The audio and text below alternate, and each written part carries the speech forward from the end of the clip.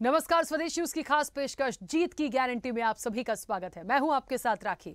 Bharatiya Janata party ने छत्तीसगढ़, राजस्थान और मध्य प्रदेश में बीजेपी ने ऐतिहासिक जीत हासिल की। इसी बीच पीएम मोदी ने अपने भाषण में कहा कि आज की हैट्रिक 2024 की हैट्रिक की गारंटी है।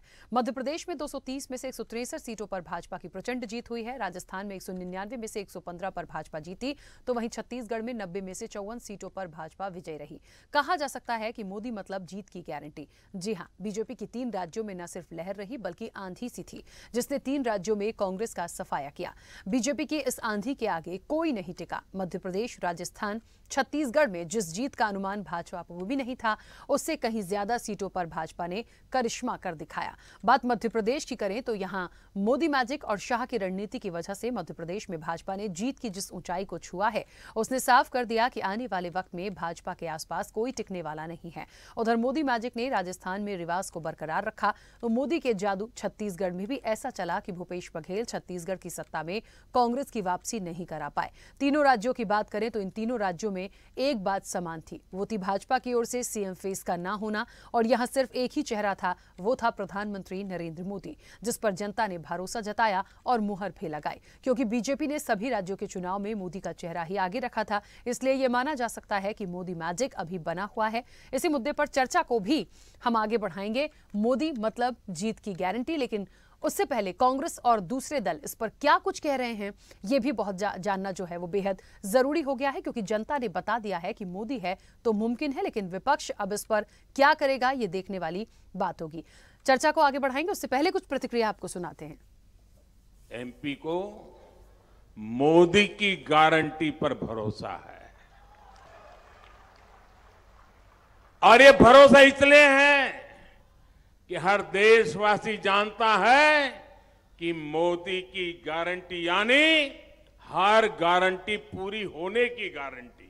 भारत का वोटर ये जानता है कि जब भारत आगे बढ़ता है तो राज्य आगे बढ़ता है, हर परिवार का जीवन बेहतर होता है।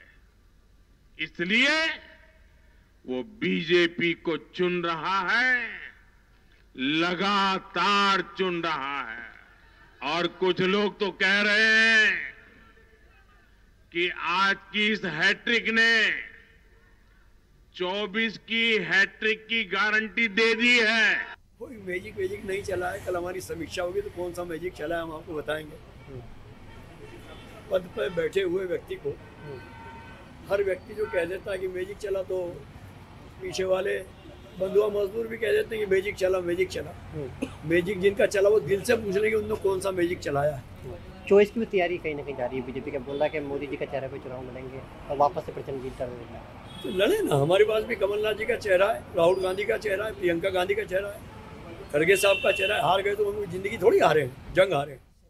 देखिए, एक बात तो है, लगातार जिस तरीके से नतीजे आए हैं और उसके बाद लगातार तमाम चर्चाओं में हम जुड़े ही हुए थे, और जो चीज़ें निकल कर आई हैं ये बार बार कहा जा रहा है कि मोदी मैजिक है या एक मोदी की लहर या भारतीय जनता पार्टी की लहर। लेकिन मुझे ऐसा लगता है कि जनता का एक माइंडसेट हो जाता है, देखिए लगातार इतने समय में, कि वो करना क्या चाहती है। शायद उसी की एक बानगी, उसी की एक तस्वीर है जो हमारे और आपके सामने है।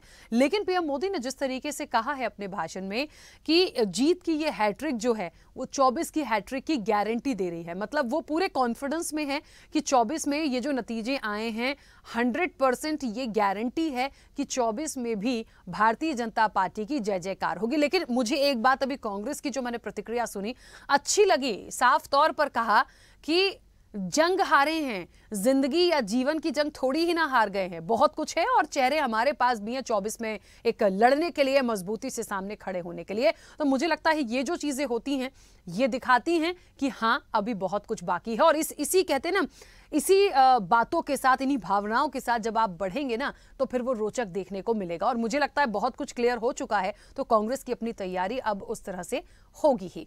चर्चा को आगे बढ़ाएंगे। चलिए, हमारे साथ मेहमान भी जुड़े हैं। सबसे पहले आपका परिचय करा दें। भारतीय जनता पार्टी का पक्ष रखने के लिए अमित तिवारी हमारे साथ जुड़े हैं। अमित जी, बहुत स्वागत चर्चा में जुड़ने के लिए। कांग्रेस का पक्ष रखने के लिए राम पांडे जी हमारे साथ जुड़े हैं। राम पांडे जी, आपका भी बहुत स्वागत है। और आम आदमी पार्टी के प्रदेश संयुक्त सचिव जयेंद्र सिंह सोमवंशी हमारे साथ जुड़े हैं। जयेंद्र जी, आपका भी बहुत स्वागत है। चर्चा की शुरुआत सबसे पहले अमित जी आपसे ही करना चाहूंगी। शुभकामनाएं। बहुत अच्छी जीत के साथ भारतीय जनता पार्टी आई और जो मैंने एक संदेश पीएम मोदी का जो भाषण हुआ वो सुना उस जीत के बाद, जब उन्होंने कहा जो जीत की हैट्रिक की बात यहां पर आई और 2024 की भी एक गारंटी दे दी। और मुझे लगता है लेकिन कांग्रेस, भले ही कांग्रेस पीछे रही है, लेकिन अपने एक अच्छे मजबूत विपक्ष के साथ वो है। और सबसे बड़ी बात कि 24 के लिए अभी आपने भी प्रतिक्रिया सुनी होगी, उनका कहना है कि वो चेहरे हैं जो पूरी ताकत से लड़ेंगे। ये तो जंग थी, जीत हार होती रहती है, ये कॉन्फिडेंस कांग्रेस का अभी भी बना हुआ है। लेकिन क्या बीजेपी का ये कॉन्फिडेंस है या वो गारंटी का जादू 24 में चलाना चाहते हैं, या फिर आपको लगता है कि मोदी हैं, मैजिक है और वो जब तक है तब तक कोई सामने नहीं टिक सकता? राखी जी बहुत बहुत धन्यवाद और आपको भी बहुत बहुत शुभकामनाएं। देखिए, जिस हिसाब से इन 5 राज्यों के में चुनाव हुए और प्रधानमंत्री मोदी जी ने अथक प्रयास किया, अथक परिश्रम की पराकाष्ठा कर दी इन चुनाव में, प्रचार के माध्यम से, रोड शोज के माध्यम से, अपने वक्तव्य के माध्यम से। और इन चुनाव में जब रिजल्ट आया तो जिस तरीके से राजस्थान, मध्य प्रदेश और छत्तीसगढ़ में हमने प्रचंड जीत हासिल की, तेलंगाना में हमने एक अपनी मजबूत स्थिति बनाई है जहाँ पे कि हमारी एक सीट थी, वहाँ पे प्रधानमंत्री मोदी जी की जब रैली होती है तो वो जो हुजूम निकल कर आता है, मेरे ख्याल उसी का परिणाम है कि जो हम 1 से वहाँ पे 8-9 सीटों तक पहुँचे हैं। और जिस हिसाब से इन सभी राज्यों में हम एक मजबूती के साथ आगे बढ़ रहे हैं, वही देखिएगा इन चुनाव के दौरान सभी जो भी पार्टियां थी उन्होंने अपनी अपनी गारंटी की बात कही थी, लेकिन जनता ने एक सिरे से सबकी गारंटी को नकारते हुए ये स्थापित कर दिया कि इस देश में अगर किसी की गारंटी पूरी होती है तो वो प्रधानमंत्री मोदी जी की गारंटी पूरी होती है।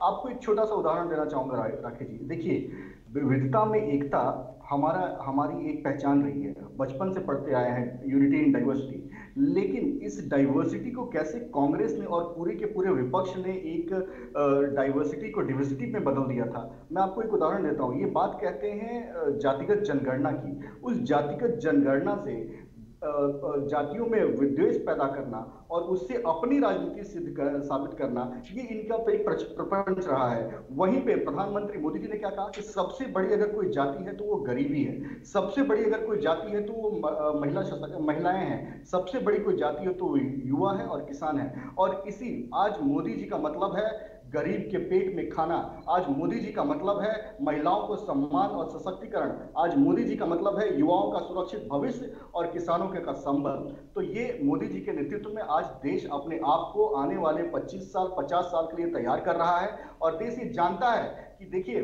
जैसे ही प्रचार खत्म हुए प्रधानमंत्री मोदी जी दुबई गए। दुबई में उन्होंने क्या किया, दुबई में जो सम्मेलन हुआ वहां पर ग्लोबल साउथ की बात निकल कर आई। ग्लोबल साउथ में भारत की अग्रणी भूमिका और उसको लीड करते हुए प्रधानमंत्री मोदी जी, ये दिखाता है कि विश्व के पटल पर प्रधानमंत्री मोदी जी ने भारत को कहां स्थापित करना चाहते हैं। वो सपना, वो दृढ़ निश्चय ये दिखलाता है कि आने वाला 50 साल पिछले जो 70 सालों में नहीं हुआ उससे कहीं आगे देश निकल जाना चाहता है। और इस विकास की राह में, इस विकास की यात्रा में हर युवा, हर नारी, हर किसान, हर गरीब अपनी भागीदारी देखता है। ठीक है, चलिए राम पांडे जी, अब तो सवाल बस यही है, देखिए 23 का जो होना था हो चुका है, 24 की बारी है और 24 के लिए कांग्रेस ये कह रही है कि हमारे पास वो चेहरे हैं, हम पूरी दमदारी के साथ होंगे। लेकिन बीजेपी का अभी भी वही कहना है और पीएम मोदी खुद ये बात नतीजों के बाद कह चुके हैं कि इसके साथ साथ आप 24 की गारंटी भी ले लीजिए। हैट्रिक वहां भी मुझे लगता है दिखाने की पूरी कोशिश है। सब बकवास है। मोदी जी पर विश्वास है, मोदी जी की गारंटी है। तो मोदी जी तमिलनाडु में जीरो क्यों है, तमिलनाडु केरला में जीरो क्यों है? क्या ये भारत के राज्य नहीं है क्या? उड़ीसा में क्यों नहीं चलती इनकी गारंटी? कर्नाटक में गारंटी क्यों नहीं चलती है? तेलंगाना में गारंटी क्यों नहीं चलती है? साउथ में गारंटी क्यों नहीं चलती है? मतलब देश के आधे हिस्से में आपकी गारंटी चलती है, आधे हिस्से में नहीं चलती है। ये गारंटी वारंटी का कोई वोट नहीं मिलता है। वोट मिल रहा है केवल ध्रुवीकरण के नाम का, हिंदू मुस्लिम करने का, ये भेदभाव करने का। उत्तर भारत में ये सफल हो रहे हैं, दक्षिण भारत में सफल नहीं हो रहे हैं। दक्षिण भारत में सफल हो जाएंगे ये हिंदू मुसलमान ज्यादा करने में, लोगों को बांटने में, धर्म के नाम पर दंगा करवाने में, तो उधर भी इनकी गारंटी चलने लगेगी।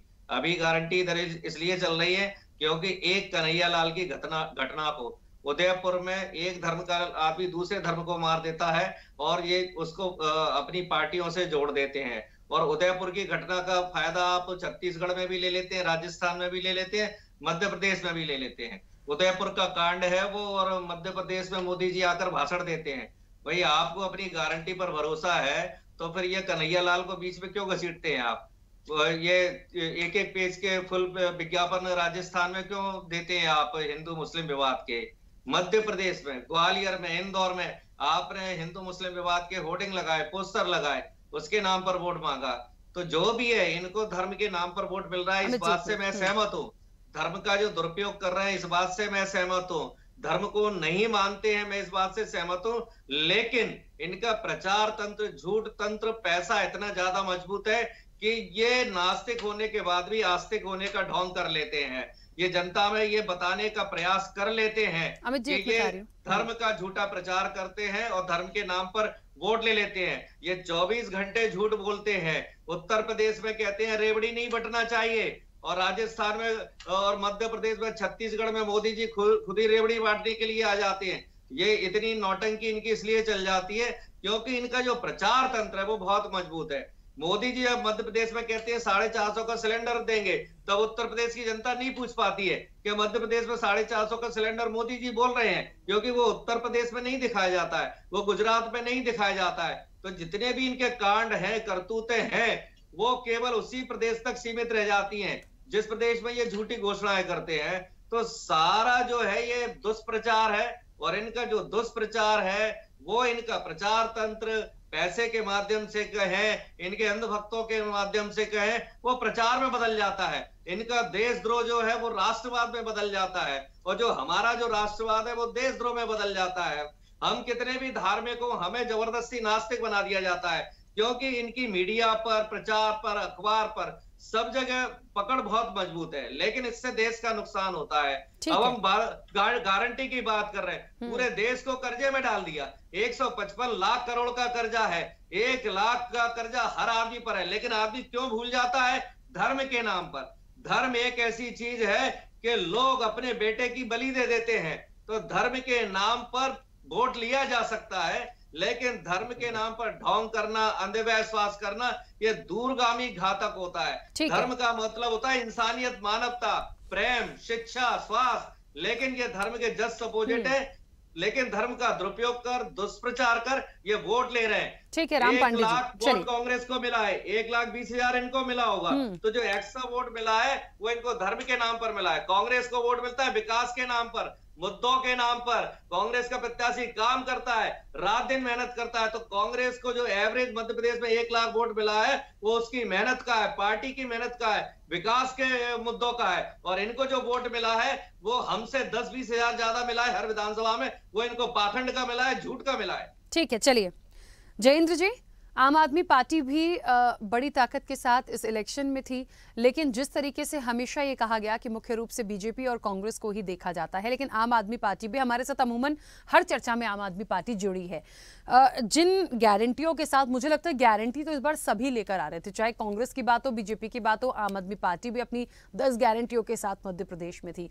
कहाँ कमी रह गई है? जनता, हालांकि ये बात शुरू से आती थी कि मध्य प्रदेश की तो खास तौर पे सियासत में 2 ही दल हैं, कांग्रेस और बीजेपी, लेकिन फिर भी आम आदमी पार्टी ने क्योंकि यहाँ एक शुरुआत सी की, तो ये लगा कि हाँ ठीक है, हो सकता है तीसरे विकल्प के रूप में एक अच्छा, जो कहते हैं ना, एक माहौल देखने को मिलेगा।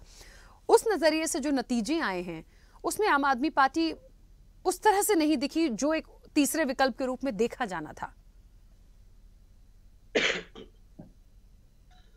सबसे पहले तो मैं जनता जनार्दन ने जो अध्यादेश दिया है उसका स्वागत करता हूं, और चूंकि आपको बता देता हूं कि आम आदमी पार्टी तकरीबन 60 से 70 सीटों पे चुनाव लड़ी थी, जिसमें कि 10 सीटों पे वो कहीं तीसरे नंबर पे रही, कहीं चौथे नंबर पे रही, और एक अच्छे स्तर के वोट भी ले गई है।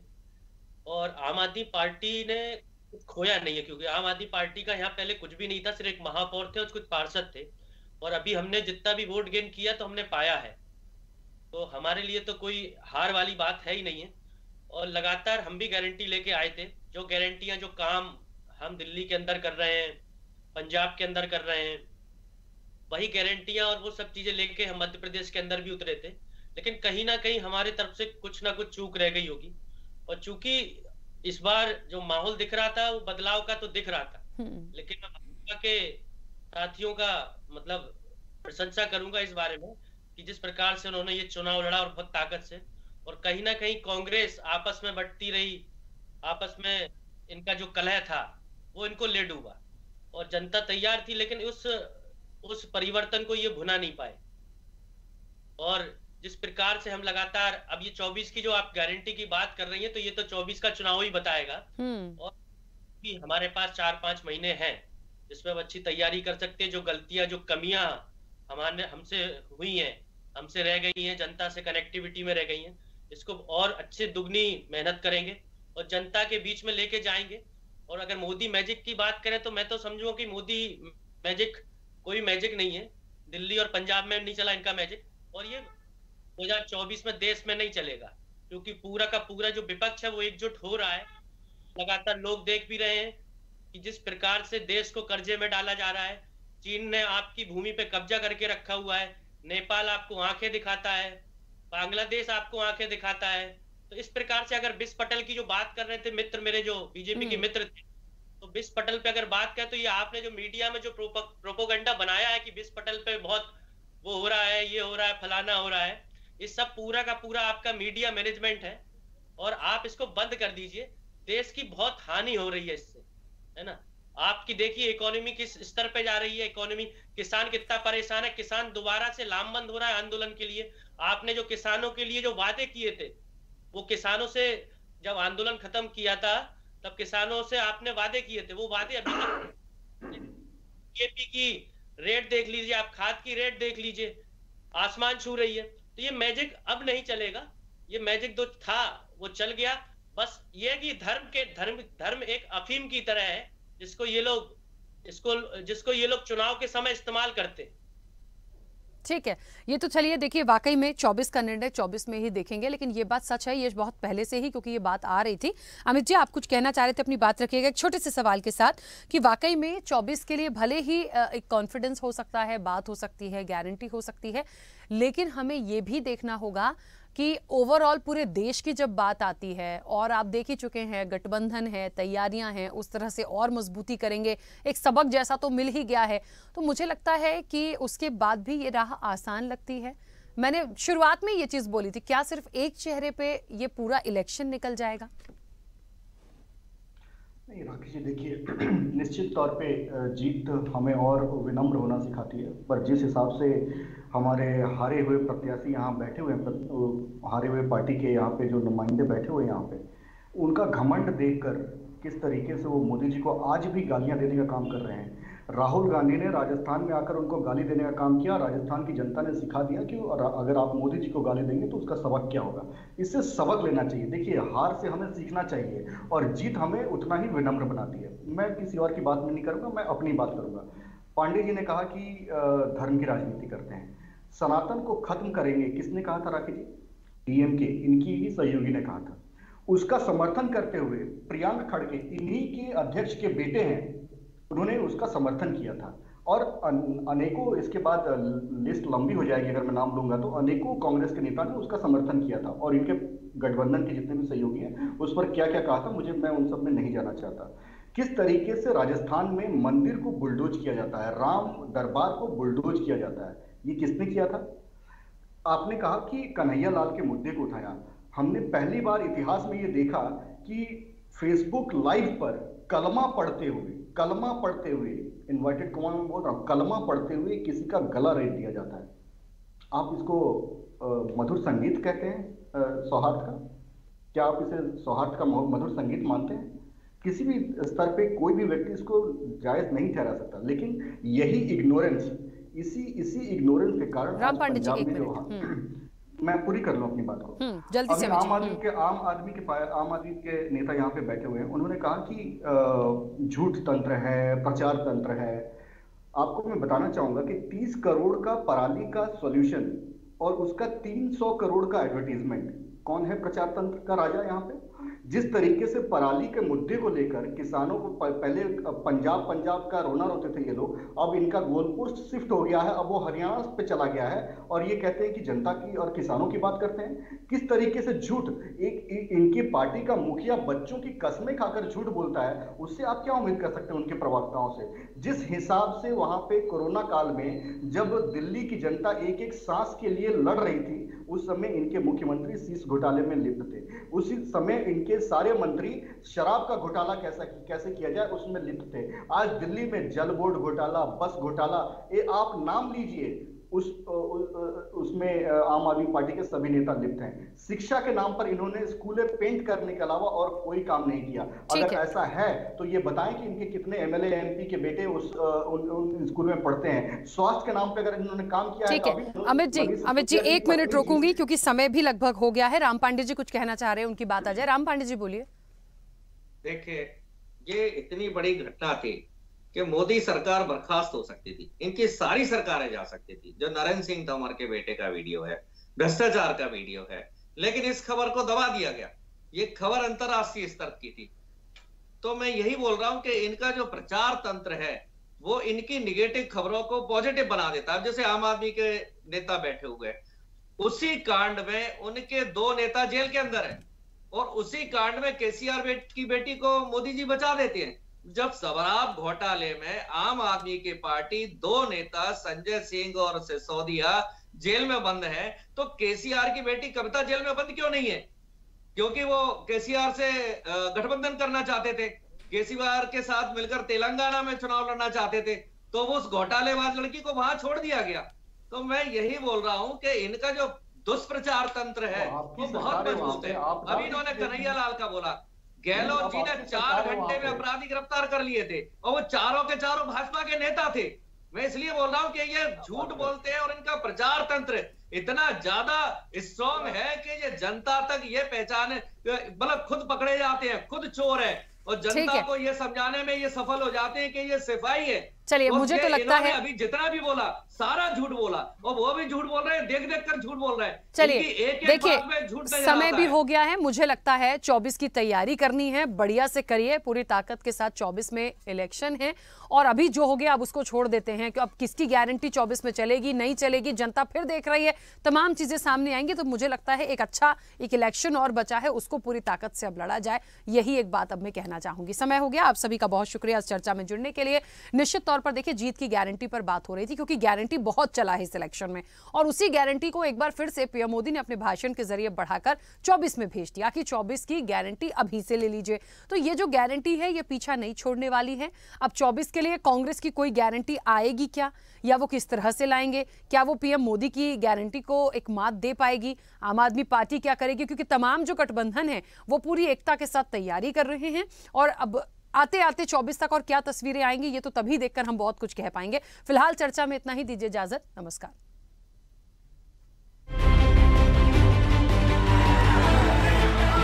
एमपी के मन में मोदी है,